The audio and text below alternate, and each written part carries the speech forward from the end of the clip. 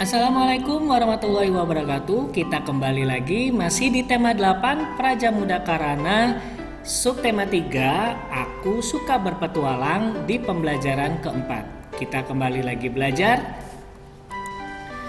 Baik teman-teman, kita akan belajar mengenai kekayaan Indonesia. Indonesia dianugerahi perairan yang luas, pemandangan bawah laut Indonesia sangatlah indah. Indonesia memiliki kekayaan laut yang paling beragam di dunia. Perairan menjadi sumber mata pencaharian bagi penduduk di pantai. Ikannya yang melimpah sangat bermanfaat bagi kehidupan manusia. Ikan dapat menjadi makanan atau sumber makanan yang bergizi. Keindahan laut juga dapat menjadi tempat wisata yang menarik.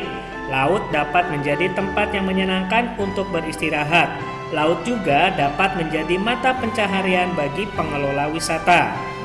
Kebiasaan masyarakat di dekat laut berbeda dengan masyarakat di pegunungan. Penduduk di Indonesia sangat beragam wilayah tempat. Keragaman wilayah tempat tinggal membuat beragam pula kebiasaan masyarakatnya. Hal ini menyebabkan beragam rumah adat yang ada di Indonesia.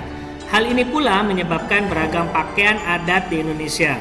Perbedaan ini membuat Indonesia menjadi semakin kaya. Walaupun berbeda kebiasaan, masyarakat Indonesia tetap hidup rukun dan damai. Nah, coba teman-teman, keberagaman apa saja yang dapat kamu temukan dalam bacaan tersebut? Ya, keberagaman yang ditemui dalam teks adalah keberagaman rumah adat, pakaian daerah, wilayah tempat tinggal, kebiasaan, dan berbagai jenis ikan yang ada di perairan Indonesia. Selanjutnya, coba sikap manakah yang sesuai dengan semboyan negara Indonesia? Dari bacaan yang tadi, sikap menjaga kerukunan dan kedamaian walaupun berbeda kebiasaan ini yang sesuai dengan semboyan negara Indonesia. Nah, apa semboyan negara Indonesia? Ya, semboyan negara Indonesia adalah Bhinneka Tunggal Ika. Coba kalian wawancarai teman sekelompokmu, tanyakan ikan kesukaan teman-temanmu, dan gambarkan keragaman ikan kesukaan kelompokmu. Nah, sampaikan informasi keberagaman yang ada pada kelompokmu, sampaikan pula sikap yang harus kamu lakukan, sampaikan pula manfaat keberagaman kesukaan yang dapat kamu temukan. Contoh misalkan di sini aku dan teman-teman mempunyai peliharaan yang sama, yaitu ikan. Hanya saja jenis ikan kami berbeda-beda. Aku mempunyai ikan mas, Iva mempunyai ikan arwana kecil, Doni memelihara ikan koi. Kami suka berbagi pengalaman memelihara ikan yang berbeda. Dengan adanya perbedaan ini, kami jadi lebih memahami cara memelihara ikan yang berbeda jenis. Menangkap ikan di laut ada aturannya. Aturan dibuat agar kekayaan laut tetap terjaga. Cara menangkap ikan yang aman dengan menggunakan jala.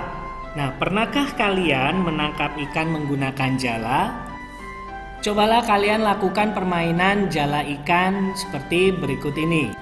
Permainan jala ikan, cara bermainnya yaitu yang pertama, tentukan garis batas untuk bermain. Berilah tanda dengan kapur, semua harus selalu berada dalam batas garis yang ditentukan. Kedua, tentukan 4 orang pemain untuk bertugas sebagai jala. Sisa pemain akan bertugas menjadi ikan. Yang ketiga, 4 orang yang menjadi jala harus terus bergandengan tangan. Yang keempat, semua peserta dapat bergerak bebas dalam batas wilayah. Yang kelima, setelah diberikan aba-aba, jaring dapat bergerak menangkap ikan. Sebaliknya, ikan bergerak menghindar dari tangkapan jala. Yang keenam, 4 ikan yang tertangkap dibentuk menjadi 1 jaring tambahan. Dengan demikian, kini jaring menjadi 2 buah. Yang ketujuh, 2 jaring ini terus bergerak menangkap ikan. Setelah mendapat 4 ikan, buat 1 jaring tambahan lagi. Begitu seterusnya sampai ikan-ikan di kolam habis. Dan yang terakhir adalah ikan dalam jaring tidak boleh bergerak keluar. Ikan harus mengikuti gerakan jaring menangkap ikan lainnya. Selain permainan jala ikan yang mengasihkan, menyantap ikan juga baik untuk kesehatan. Ikan mengandung banyak protein. Berikut ini berbagai ikan yang bisa dikonsumsi ya. Ada udang, ada cumi, ada ikan tuna, ada ikan mas dan macam-macam lain ikan yang dapat kita konsumsi. Apakah kamu suka makan ikan tersebut? Nah, di mana kamu dapat menemukan penjual ikan tersebut? Para nelayan menjual ikan hasil tangkapan di pasar ikan. Penjual ikan di warung dan pasar membeli ikan di pasar ikan.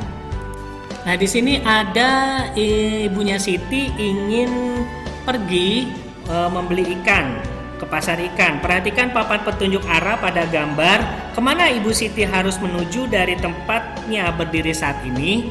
Nah, kalau kita lihat dari gambar ini, berarti dari tempatnya berdiri sekarang, Ibu Siti harus berjalan ke arah kanan.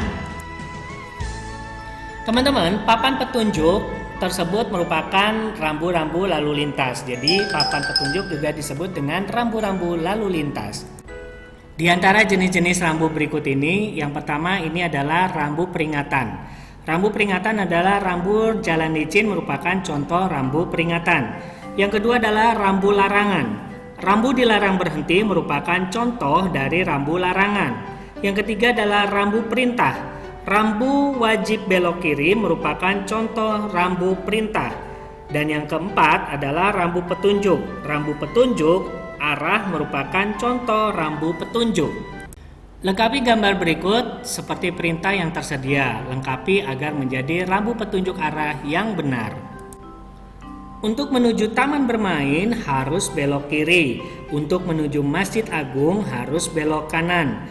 Untuk menuju sekolah Nusantara harus lurus mengikuti arah jalan.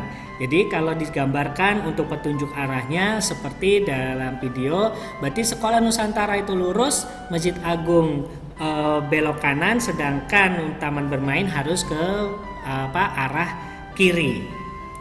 Di soal yang kedua, untuk menuju kebun binatang harus belok kiri, untuk menuju rumah sakit Indah harus belok kanan, untuk menuju pasar ikan harus lurus mengikuti arah jalan. Nah, kalau di petunjuk jalannya seperti yang ada di dalam video, berarti pasar ikan lurus, rumah sakit Indah itu belok ke kanan, pasar ikan itu harus lurus mengikuti arah jalan, sedangkan kebun binatang belok ke kiri. Rambu petunjuk yaitu rambu lalu lintas yang berfungsi sebagai petunjuk arah atau tempat. Rambu petunjuk dipasang di atas jalan. Namun ada juga rambu petunjuk yang dipasang di pinggir jalan. Alhamdulillah teman-teman, kita sudah belajar mengenai tema 8 Praja Muda Karana subtema 3, aku suka berpetualang di pembelajaran keempat. Semoga teman-teman bisa memahami apa yang sudah dijelaskan dan tetap semangat untuk belajar. Wassalamualaikum warahmatullahi wabarakatuh.